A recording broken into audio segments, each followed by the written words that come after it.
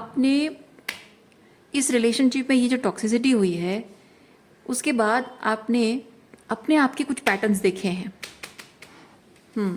अपनी ज़िंदगी में, अपनी रियलिटी में कुछ पैटर्न्स देखे हैं और अपने आप में कुछ पैटर्न्स देखे हैं।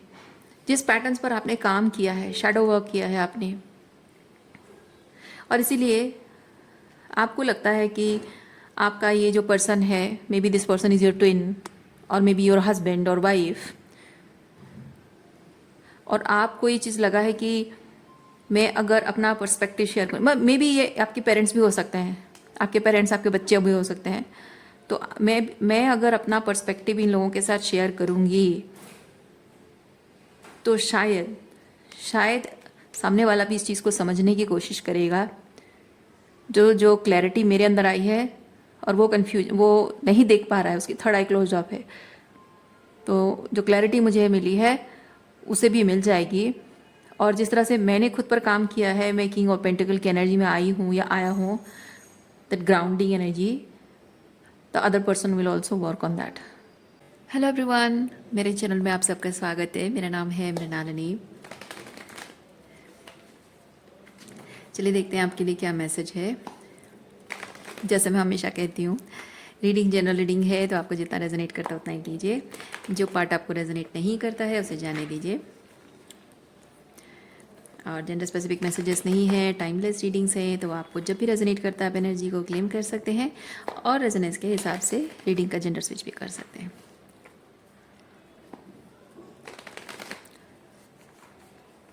और अगर रीडिंग में एनर्जी आपकी नहीं है, आपको लगता है कि आपके साथ ये चीज़ हुआ है या किसी पर्सन ने कहा या किया है, तो आप रीडिंग में एनर्जी स्विच कर सकते हैं, रोल रिवर्स कर सकते हैं। जहाँ मैं आप कह रही हूँ, हो सकता है उनकी एनर्जी हो, तो आपको जैसे रेजोनेट करता है उस हिसाब से आप देखिए।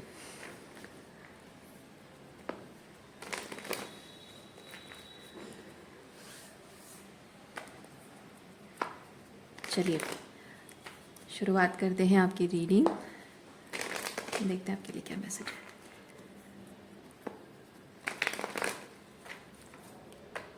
ग्रैटिट्यूड के साथ, अनकंडीशनल लव के साथ एंड सरेंडर के साथ शुरुआत करते हैं आपकी रीडिंग।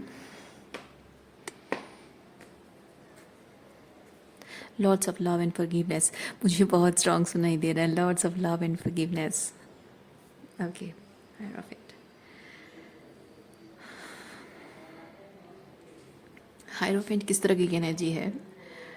मैं फील कर रही हूँ आपका किसी पर्सन के साथ एक रिश्ता जो कुछ ट्रेडिशनल वैल्यूज़ के साथ जुड़ा हुआ है, जैसे कि खून का रिश्ता हो सकता है, पति पत्नी का रिश्ता है, माँ बाप का रिश्ता आपके साथ, या फिर आपके बच्चों के साथ आपका रिश्ता है।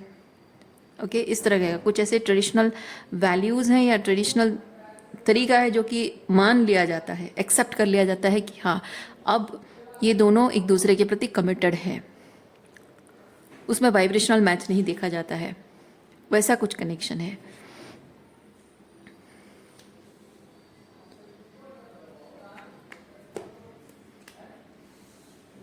ओह, और इस रिलेशनशिप में आपने बहुत हार्डशिप देखा है।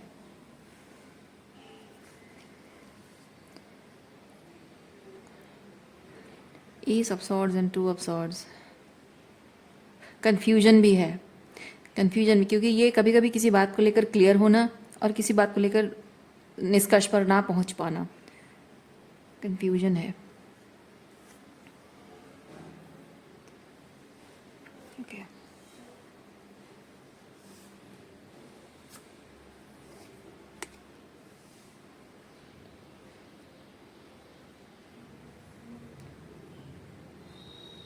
मैं एक चीज़ ये भी फील कर रही हूँ कि इस पर्सन के साथ आपका जो कनेक्शन है, आप दोनों को ही लगा होगा कि मैं अपनी अपनी जगह सही हूँ। मतलब आप दोनों अपनी अपनी जगह सही हैं। आपको लगा होगा कि मैं अपनी जगह सही हूँ, उनको लगा होगा वो अपनी जगह सही है, लेकिन आपके हिसाब से वो गलत है और उनके हिसाब से आप गलत हो। ये दोनों कार्ड मुझे वो चीज़ बता रहा है। इसीलिए शायद यही वजह है कि आप दोनों का कनेक्शन, एक दूसरे के प्रति जितना भी प्यार हो, जितना भी आप एक दूसरे के साथ दैट वन पर्सन वाली फीलिंग आपको आती हो, लेकिन अल्टीमेटली आपका रिलेशनशिप एंड हो गया है। पर मुझे नहीं फील हो रहा है कि आपका रिलेशनशिप एंड हुआ है। या फिर शायद देखिए, क्योंकि मैं डेथ कार्ड के साथ मैं फील कर रही हूँ ट्रांसफॉर्म हो रहा है, तो ये फीलिंग मुझे आ रही है। तो I feel like may be universe आपको मैसेज देना चाहता है, या फिर आप ऐसा फील कर रहे हैं कि ये रिलेशनशिप एंड नहीं है और ट्रांसफॉर्मेशन हो रहा है। इसलिए इसको क्लैरिफाई करते हैं।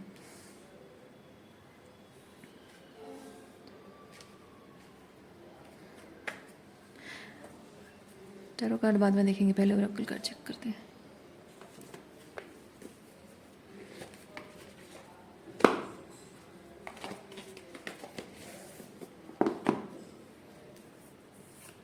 क्लैरिफाई डेथ कार्ड या universe. Thank you very much.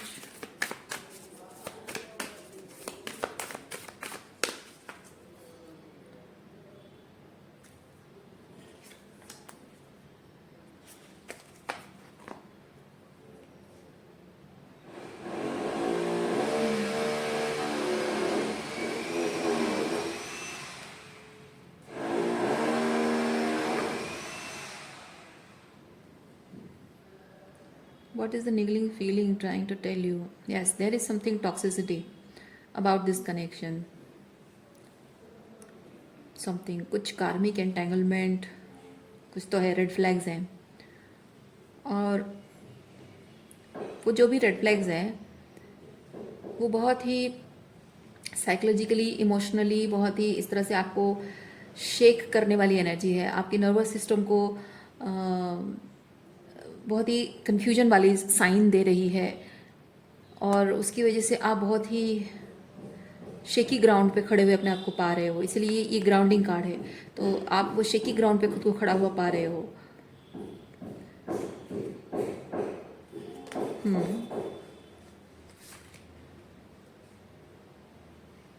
फिर भी क्लियर नहीं हो रहा है। डेथ कार्ड को थोड़ा सा और क्लैरिफाई कीजिए dear universe. Thank you very much. Endings है या ट्रांसफॉर्मेशन है?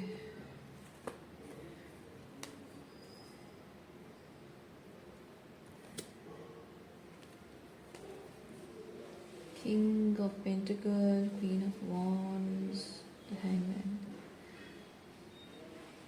क्वीन ऑफ वॉन्ड्स ये आपकी एनर्जी है। क्वीन ऑफ वॉन्ड्स, आपको ऐसा लगता है, यस, आपको ऐसा लगता है कि ये रिलेशनशिप ट्रांसफॉर्म हो रहा है।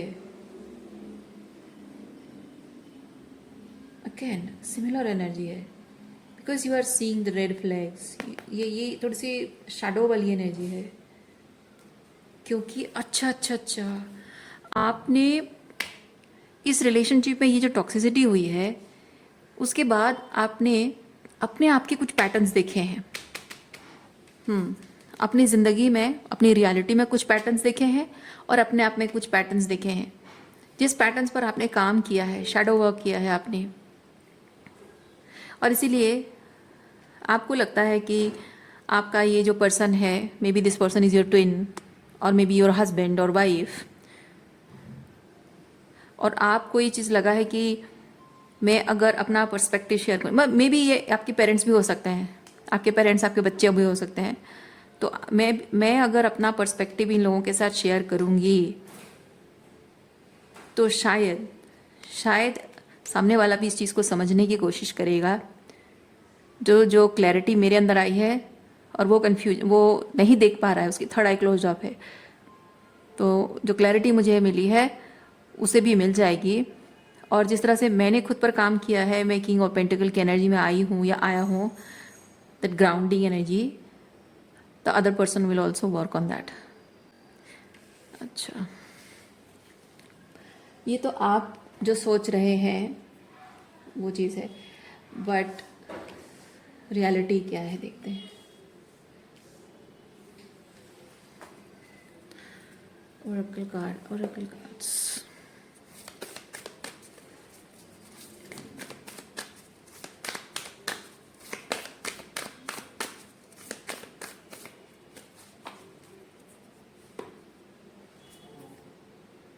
No. Oh my God. It's a clear no. It's a clear no.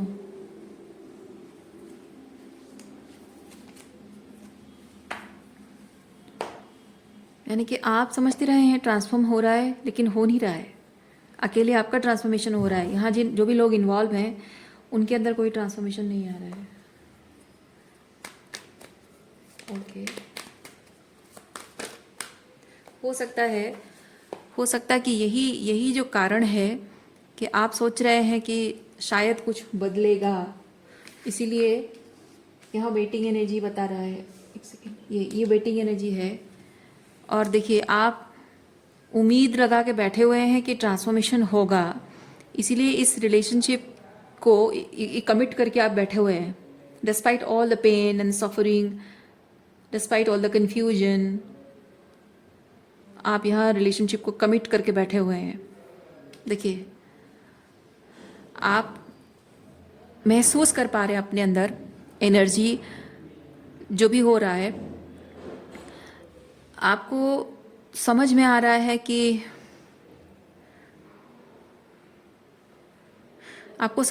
कि ये जो एनर्जी आप फील कर रहे हो, आपको बाउंड्रीज मेंटेन करनी चाहिए, या कोई एक रिलेशनशिप एंड कर देनी चाहिए, या फिर उनके साथ बातचीत बंद करनी चाहिए, अपनी एनर्जी विड्रॉ करनी चाहिए, या उनके प्रति कमिटमेंट को छोड़ देना चाहिए, इस रिश्ते को सरेंडर कर देना चाहिए, लेट गो करना चाहिए। वो समझ में आ रहा है आपको, लेकिन वो जो एक पर्सपेक्टिव आपका है इस रिलेशनशिप को लेकर, उसकी वजह से आप यहाँ सोच रहे हैं कि हमारे रिलेशनशिप में जो अच्छा समय चल रहा था, वो भले ही अभी नहीं है, पर वो एक दिन ज़रूर वापस, वो सब कुछ सही हो जाएगा। कहने का मतलब वही है, अच्छा समय जो चल रहा था वो वापस आएगा। उससे हो सकता है कि उससे बेहतर कुछ हो रिलेशनशिप में।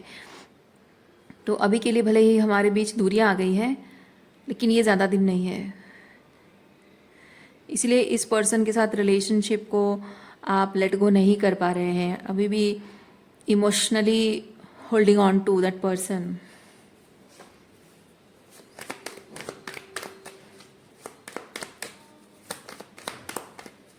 मैं एक चीज़ और भी क्या फील कर रही हूँ इस 4 ऑफ कप्स के साथ, जो नई जिंदगी आपको बुला रही है, उस नई जिंदगी के बारे में आपको बहुत अच्छे से शायद पता है कि आप किस तरफ मूव ऑन कर रहे हो, मूव फॉरवर्ड आपका किस डायरेक्शन में हो रहा है। यानी कि आपकी जो ज़िंदगी है वो आपसे क्या मांग रही है, आपको पता है।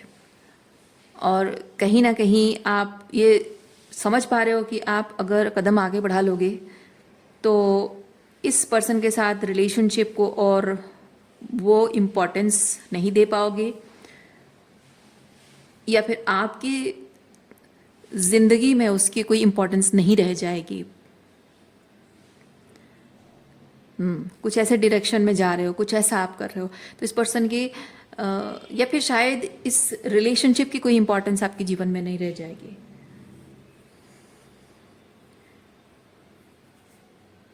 और इसीलिए आप आगे बढ़ने से झिझक रहे हो, क्योंकि आप जब भी आगे बढ़ने के बारे में सोचते हो, आप इमेजिन करते हो जैसे कि आपको एक स्टेप लेना है, आपको कोई डिसीजन लेना है, तो आप 10 बार बैठ के सोचते हो कि मैं अगर ये डिसीजन लूँगी तो ठीक है, मुझे लेना है, मेरे हाईएस्ट गुड के लिए है, मैं ये निर्णय लूँगी, लेकिन मैं कुछ इस तरह से लूँ कि ये आगे जाकर इस पर्सन के साथ मेरे रिलेशनशिप में प्रॉब्लम ना क्रिएट करे।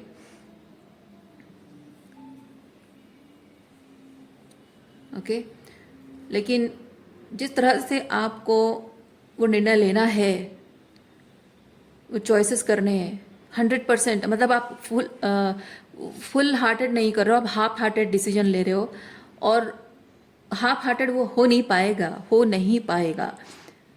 ठीक है, अब आप इतने बदल गए हो, आपके अंदर आप खुद ही नहीं समझ पा रहे हो, आप ऐसे बदल गए हो, इतना ट्रांसफॉर्म हो गए हो आप, कि आप जो भी करने जा रहे हो हाफ हार्टेड आप नहीं कर सकते हो। वो कुछ भी फुलफिलिंग लगेगा ही नहीं, आपको कुछ भी वो महसूस ही नहीं होगा, अलाइनमेंट महसूस ही नहीं होगा, हाफ हार्टेड कुछ भी नहीं होगा। और आज जो भी आप अगर फुल हार्टेड जब भी आपको लग रहा है कि करना चाहिए वो करोगे, तो आपको पता है कि इस इंसान की जगह आपके जीवन में ख़त्म हो जाएगी। ओके,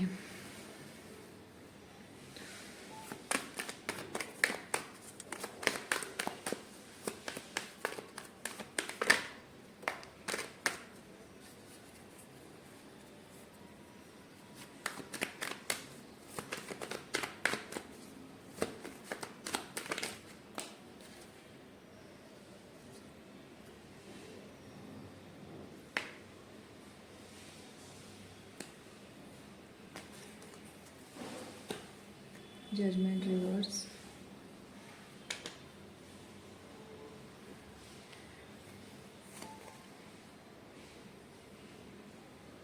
सही डायरेक्शन में जा रहे हैं। देखिए जजमेंट कार्ड का मतलब ही यही है कि आप जो जिस डायरेक्शन में जा रहे हो ना वो एकदम आपकी सोल के साथ अलाइंड है, एकदम सही दिशा पे जा रहे हो, you are aligned with your path.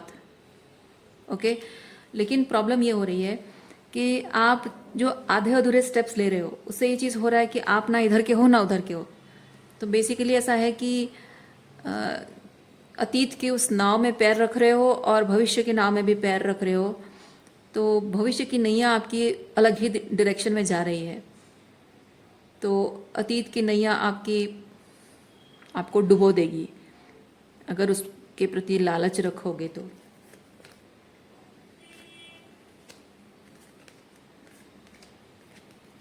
देखिए यहाँ पे ये कार्ड मैसेजेस ये देते हैं कि आप जो भी आपको मैसेज, जो भी आपको मिलना है ना वो अपने सही तरीके से ही मिलेगा आपको। आप चाहे कितने भी सिचुएशन को अपने हिसाब से मैनिपुलेट करने की कोशिश करें, किस तरह कितनी भी तरीके से आप कंट्रोल करने की कोशिश करें, कितना भी अपने आप को कन्विंस कर लें, लेकिन अल्टीमेटली होगा वही जो होना है। जिस तरह से चीज़ें होनी है, जो आपके हाईएस्ट गुड के लिए है, जो परफेक्ट अलाइन है, वो वैसे ही होगा। आप चाहे कितना भी मैनिपुलेट कर लो, कितना भी आप कुछ भी कर लो, किसी तरह का कोई भी अ, किसी तरह का कोई भी एक्शन, मैनिपुलेशन, कुछ भी वो नहीं रिजल्ट देगा जो आपके फेवर में नहीं है, जो आपके हाईएस्ट गुड को सर्व नहीं करता है। वो रिजल्ट नहीं देगा जो आपके हाईएस्ट गुड के लिए, मतलब कि आपकी जो डिज़ायर है, आपकी कोडिपेंडेंसी, आपकी इमोशनल अटैचमेंट जो आपको मांग रही है, वो नहीं दिया जाएगा आपको। आपको वही दिया जाएगा जो आपके हाईएस्ट गुड को अलाइन है। You are very much protected. और इस वक्त इस तरह के रेजिस्टेंस में रहकर आप अपने ही दुश्मन बन रहे हो।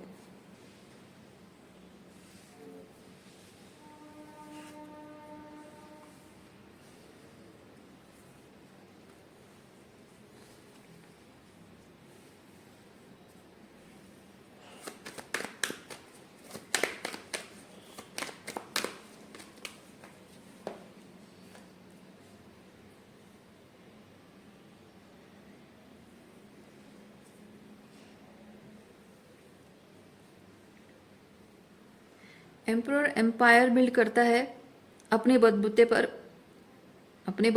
अपने पावर का इस्तेमाल करके, अपने दिमाग का इस्तेमाल करके, है ना। सो एम्परर अगर, मतलब ये रिवर्स मुझे चीज़ बताता है कि एम्परर वाली क्वालिटी, क्योंकि एम्परर क्या होता है, किंग नहीं होता है ना। एम्परर के अंडर और बहुत सारे किंग्स होते हैं, राइट। तो वो एक राजा की जो रिस्पॉन्सिबिलिटी होती है, एक सम्राट की उससे कई गुना ज़्यादा रिस्पॉन्सिबिलिटी होती है। तो किसी को ऐसे ही सम्राट की पदवी पे नहीं बिठाया जा सकता है, उसकी योग्यता होनी चाहिए। और कोई इंसान अगर योग्य है और सब लोग अगर खुशी खुशी, राजी खुशी सब लोग उसे सम्राट मानते हैं, तो उसे किसी को कंट्रोल करने की ज़रूरत नहीं पड़ेगी। सब जानते हैं कि वो सबके भले के लिए कर रहा है और सब लोग उसके निर्णय को सर झुकाएंगे सम्मान के साथ। लेकिन अगर एम्परर रिवर्स है, यानी कि एम्परर अगर ज़ोर ज़बरदस्ती से मार काट के, अत्याचार करके, वायलेशन फैलाकर, डरा धमका कर अगर वो एम्परर बना है, या फिर सिर्फ लेगेसी से एम्परर बना है, तो उसको सिर्फ डर कर लोग सर झुकाएंगे, पर उसका सम्मान कोई नहीं करेगा। ये जो आप मैनिफेस्ट करना चाहते हो लवर्स एनर्जी में, if you are the true emperor, you will be loved, you will be appreciated, you will be respected the way you deserve. लेकिन आप अगर एम्परर रिवर्स में रहेंगे तो आप वो प्यार, वो सम्मान नहीं पा सकेंगे। ठीक है। किसी भी तरीके का कोई भी ज़ोर ज़बरदस्ती, डरा धमका कर हो, या फिर किसी तरह का मनी मैनिपुलेशन हो, इमोशनल मैनिपुलेशन हो, झूठ बोलकर हो, या किसी तरह का किसी को किसी के अंदर डर पैदा करके, किसी के अंदर डाउट पैदा करके हो, अगर आप किसी को पा भी लेते हो तो वो ज़्यादा दिन नहीं टिकेगा। इस रीडिंग में एम्प्रेस नहीं है और आपका कार्ड ये एम्प्रर कार्ड रिवर्स आया है। आप समझो कि ये जो लवर्स एनर्जी में आप मैनिफेस्ट कर रहे हो ना, ये कोई क्वीन ऑफ वॉन्ड्स या क्वीन ऑफ कप्स नहीं है। ये एम्प्रर के साथ एम्प्रेस की एनर्जी है लवर्स कार्ड में, और आप एम्प्रर रिवर्स एनर्जी में आए हैं, तो आप एम्प्रेस को मैनिफेस्ट तो कर ही नहीं पाओगे, क्योंकि एम्प्रेस ना डराने से, ना धमकाने से, ना इमोशनल ब्लैकमेल करने से, किसी तरह से भी ना आपको प्यार करेगी, ना ही आपका सम्मान करेगी, और ना ही आपको कमिट करेगी। आपका कोई ऑफर एक्सेप्ट नहीं करेगी। आप अगर उसे डराओगे कि इमोशनल मैनिपुलेशन करोगे, उसके दिमाग के साथ खेलोगे, उसके फीलिंग्स के साथ खेलोगे, वो आपके साथ कमिट करना तो दूर, आपको भाव भी नहीं देगी। Because you are pretending to be emperor, you are not an emperor. तो आपके जो सपने हैं ना, ये तो मैंने लव लाइफ के बारे में कहा, तो मैं अगर आपकी सोली आपके सपनों के बारे में कहूँ, आपके जो सपने हैं, कभी भी अपने सपनों के साथ छेड़खानी यानी कि शॉर्टकट्स अपनाना कभी भी आपको वो रिजल्ट नहीं देगा जो आप पाना चाहते हैं। आप अगर अपने सपनों को पूरा करना चाहते हैं, उसमें फुलफिलमेंट पाना चाहते हैं, उसमें वो स्ट्रॉन्ग फाउंडेशन पाना चाहते हैं। Wow, that was so loud. Okay, maybe it's a confirmation, maybe it's a calling for you. Okay, maybe it's a calling for you from your higher self, maybe, कि आप जो भी मैनिफेस्ट करना चाहते हैं एम्प्रर की एनर्जी में रहकर करिए, अपने ऑथेंटिक सेल्फ में रहकर करिए। आपकी किसी तरह की कोई भी पावर वो मिसयूज़ नहीं होनी चाहिए, अब्यूज़ नहीं होनी चाहिए। ओके, आप अगर एम्प्रेस को मैनिफेस्ट करना चाहते हो, when it comes to love life, आप अगर एम्प्रेस को मैनिफेस्ट करना चाहते हो, आपको जितना हो सके उतना रियल एंड ऑथेंटिक होना होगा। और अगर आपकी करियर रिलेटेड चीज़ है या लाइफ में किसी भी चीज़ को लेकर है, तब भी एम्प्रेस एनर्जी क्या है? Whatever you are giving structure to, empress is that emotional fulfilment with that structure. Okay, तो आप कुछ भी पैसा कमा लोगे, घर, गाड़ी, धन, दौलत सब कुछ कमा लोगे, लेकिन अगर उसमें वो प्यार, वो अपनापन, वो फुलफिलमेंट नहीं है, हार्टफेल्ट लव नहीं है, सब कुछ मायने नहीं रखता है। भले ही पैसा कम कमाओ, लेकिन पति पत्नी का रिश्ता बहुत खूबसूरत होना चाहिए, दिल से होना चाहिए। लेकिन बहुत सारा पैसा कमाते हो, लेकिन आपका परिवार ही आप एक दूसरे के साथ नहीं है भावनात्मक रूप में, तो फिर क्या मतलब है ये सब पैसा कमाने का, है ना? तो जीवन में जिस भी चीज़ को आप क्रिएट करना चाहते हो, मैनिफेस्ट करना चाहते हो, स्ट्रक्चर, फाउंडेशन देना चाहते हो, वो एम्प्रेस के बिना अधूरा है। उसमें आप लव एनर्जी फील ही नहीं करोगे, क्योंकि यहाँ एम्प्रेस है ही नहीं। एम्प्रेस मतलब होता है that heart felt love, that feelings, that emotional contentment. Okay, अभी ये रिवर्स आया तो रिवर्स से रहने देते हैं। अब आपकी चॉइस है कि आप क्या एक्शन लेते हो, क्योंकि जब आप एक्शन लोगे ना, रिफ्लेक्ट हो जाएगा आपकी रीडिंग में, ये अपराइट हो जाएगा अपने आप, और मैं उस दिन का इंतज़ार करूँगी, तो इसलिए मैं इसको अपराइट नहीं कर रही हूँ।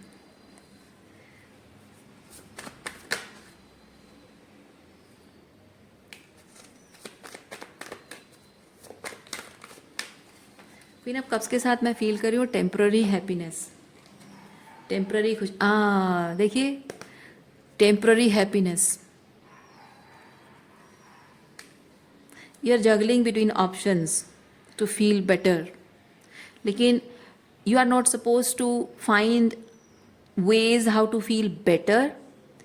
You are supposed to find ways जिससे कि आप वो फील करें जो आप लॉन्ग टर्म फील कर सको.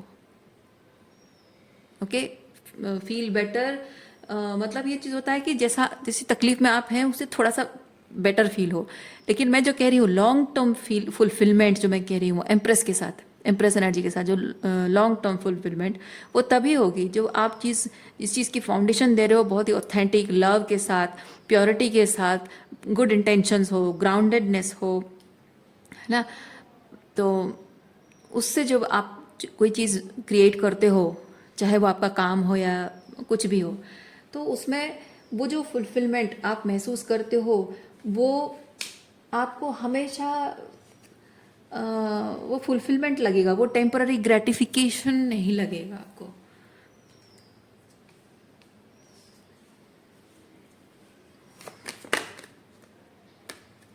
ये देखिए क्या कह रही थी मैं आपको.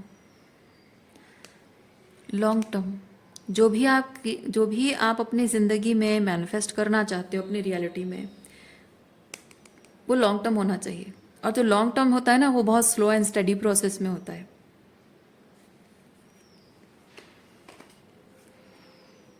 और ये होता है बहुत ही जैसे मैंने कहा ना, short term gratification, short term emotional, again devil card भी आया है.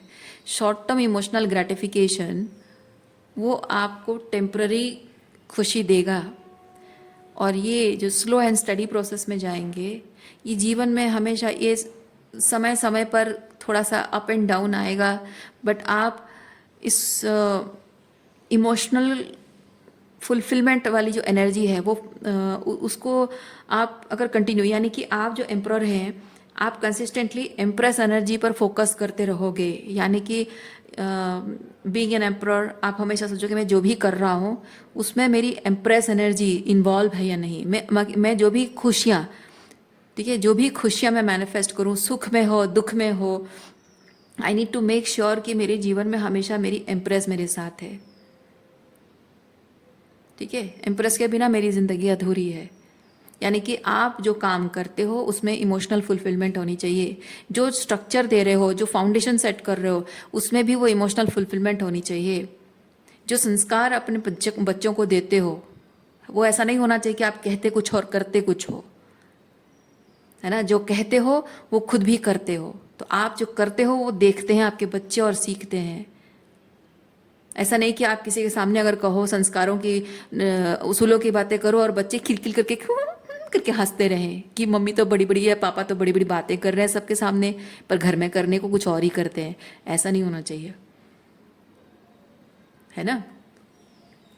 इसलिए वो कैसे जीवन में हमेशा एक दूसरे के साथ, आई वॉन्डर कि यहाँ पे चैरियट कार्ड कैसे नहीं है. मैंने कहा ना, आपकी एम्प्रेस है ही नहीं यहाँ पे, इसलिए चैरियट कार्ड भी नहीं है. पर आपको ये समझना होगा कि जीवन में हमेशा आपके जीवन की गाड़ी सही तरीके से चलते रहने के लिए एम्प्रर और एम्प्रेस का दोनों साथ में रहना ज़रूरी है. और आप अगर अपने सुख में दुख में हर वक्त में अगर अपने एम्प्रेस के साथ नहीं हो, उसके सुख दुख में आप उसके साथ नहीं हो, और आपके सुख दुख में वो आपके साथ नहीं है, दैट मीन्स कुछ भी अलाइनमेंट नहीं है.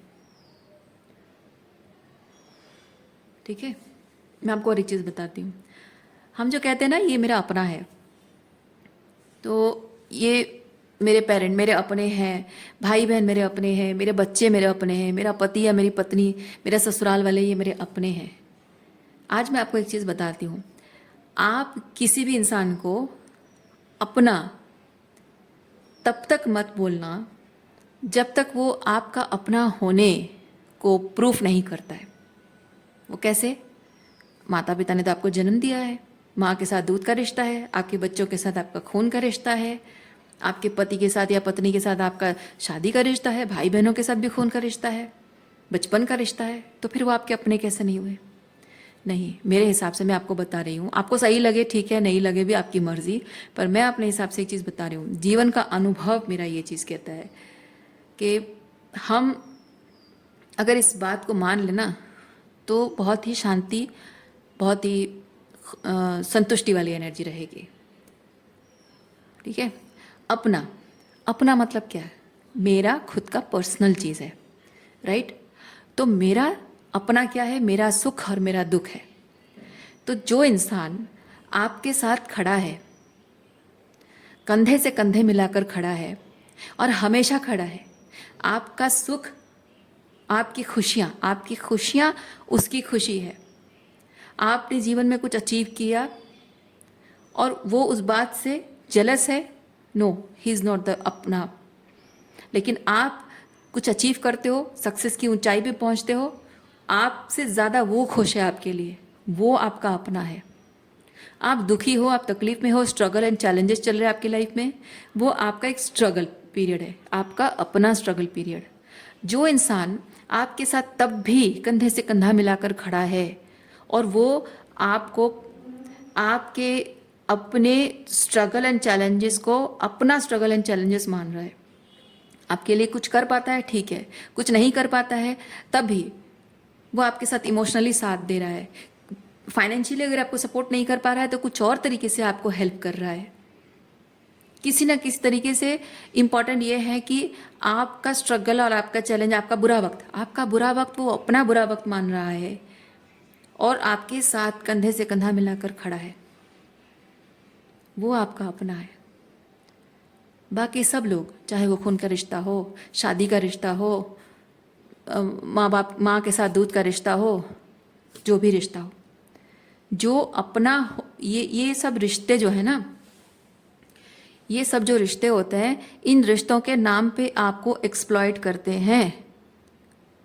और सब जगह नहीं होता है, सारे रिश्तों में नहीं होता है। आप लोगों में से जिनकी लाइफ में ये अगर हो रहा है तो ये रीडिंग आपको रेजोनेट करती ही नहीं होगी। और ये रीडिंग आप लोग जो देख रहे हो, आपको जिनको रेजोनेट कर रही है, मैं उनको कह रही हूँ। जिनको नहीं रेजोनेट करती है, भगवान ये रीडिंग वहाँ उन लोगों को तक नहीं पहुँचाएगा। तो मेरा मानना है, तो जिन लोगों के जीवन में आपके सब कुछ खून के रिश्ते हैं, शादी का रिश्ता, बच्चे, सब लोग के साथ हाँ अपनापन सही मायने में निभ रहा है, पर सच ये है कि आपके जीवन में नहीं हो रहा है, इसीलिए ये रीडिंग देख रहे हो आप।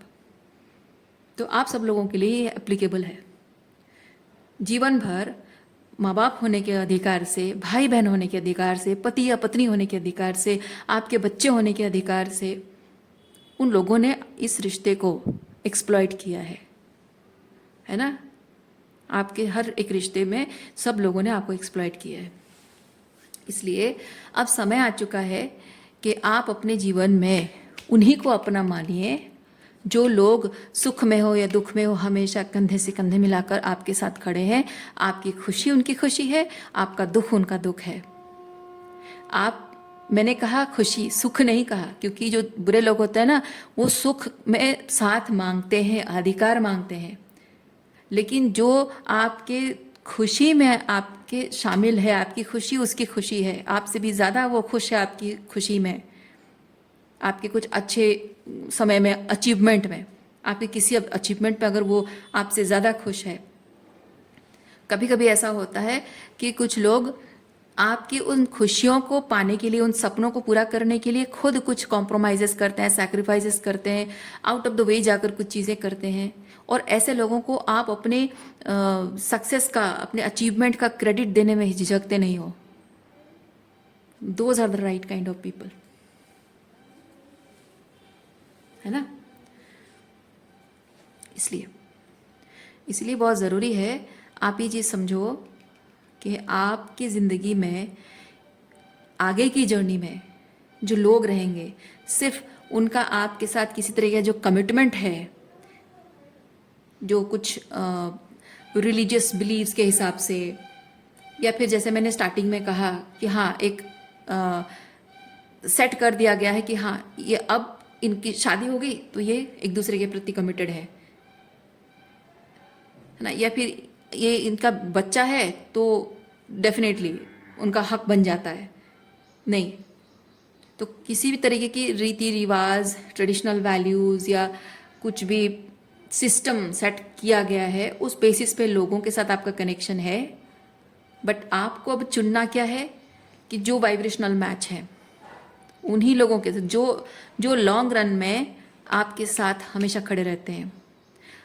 इन लोगों को हो सकता है कि आपसे कुछ ना मिल रहा हो, कुछ भी ना मिला हो, फिर भी आपके प्रति उनका प्यार अटूट है ना। समय की मार खाने के बाद भी उनका प्यार कभी कम नहीं होता है। कभी कोई साथ होता है, कभी नहीं होता है, लेकिन उनके प्यार में कभी कमी नहीं होती है, क्योंकि उनके एनर्जी बताती है कि उनका आपके प्रति इमोशनल कमिटमेंट कितना है ना। तो now it's time for you to choose this kind of people, not this kind of people जो कि नाम के रिश्ते तो हैं लेकिन आपको एक्सप्लॉइट करते रहते हैं। नहीं, तो ये जो इमोशनल फॉग है ना, ये इमोशनल फॉग, इमोशनल अटैचमेंट है, this needs to clear out. ये emotional emotional fog clear out होना, मेंटली क्लियर होना, क्योंकि आप मेंटली क्लियर होगे तभी जाकर इमोशनली जिन लोगों से जुड़ोगे वो सही राइट काइंड ऑफ पीपल हैं, सही तरीके के लोग हैं। आपको जब समझ में आ रहा है उनकी एनर्जी से, उनके बिहेवियर से जब आप देख पा रहे हो, तो एक रिलायबिलिटी है ना, I can rely on those people, I can trust those people, ये भरोसे करने की एनर्जी है, कैप्रिकॉर्न एनर्जी है, रिलायबिलिटी। क्योंकि ये इस कार्ड में जो एनर्जी है ना, इस पर्सन में जो व्यक्ति होता है, उस व्यक्ति पर कभी भी अगर मुझे किसी भी वक्त कोई भी प्रॉब्लम है, अगर मान लीजिए नाइट ऑफ पेंटिकल मेरा दोस्त है और मेरे जीवन में कभी भी कोई भी मुसीबत आती है, कोई भी प्रॉब्लम आता है, तो मैं चाहे कहीं भी हूँ और ये नाइट ऑफ पेंटिकल कहीं भी है, मुझे विश्वास है कि मैं ऐसे समय में अगर मैं किसी से कोई सलाह ले सकती हूँ, भरोसेमंद किसी इंसान की सलाह लूँगी जो कि मुझे गलत एडवाइस नहीं करेगा, कोई मुझे सहारा देगा, कोई मुझे फाइनेंशियल सपोर्ट देगा, या कुछ भी हो, कुछ भी, अगर मेरे अच्छे समय में खुशियाँ अगर शेयर करूँगी इसके साथ, बुरे समय में अगर सहारा साथ चाहिए तो इसके साथ, क्योंकि मुझे विश्वास है कि मेरी खुशी में ये खुश होता है और मेरे दुख के समय में ये मुझे ज़रूर साथ देगा, ये मुझे धोखा नहीं देगा, ये विश्वास होना है ना। तो ये नाइट ऑफ पेंटिकल वैसी एनर्जी है। ओके,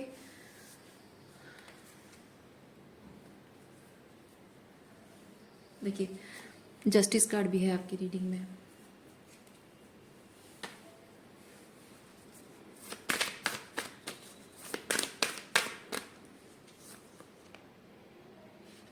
ट्रांसफॉर्मेशन, यस, ज़रूरत है। ये जो डेथ कार्ड यहाँ पे है ना, आप ये भी ट्रांसफॉर्मेशन को बताता है, ये भी ट्रांसफॉर्मेशन को बताता है, death and rebirth. Okay, deep healing things, देखिए क्या लिखा है, देखिए things are changing at cellular level, deep healing, deep healing. Deep healing का मतलब समझ रहे हैं ना, जितना हो सके उतना भावनाओं की गहराई में थोड़ा सा भी, इतना पिंच ऑफ सॉल्ट, पिंच भी, जस्ट अ ड्रॉप भी हो, कितना भी हो, टाइनी हो, माइक्रो हो, जितना भी हो, थोड़ा सा अगर इमोशनल अटैचमेंट, ये इमोशनल फॉग, इमोशनल अटैचमेंट है, तो भी उसे निकाल कर पूरी तरह से साफ कर देना, ख़त्म कर देना। That kind of healing is required. So reading मैं यहीं पे रखती हूँ। उम्मीद करती हूँ इस रीडिंग से आपको कुछ क्लैरिटी मिली हो। मैं आपको नेक्स्ट रीडिंग में अपना ख्याल रखिए, खुश रहिए, बाय।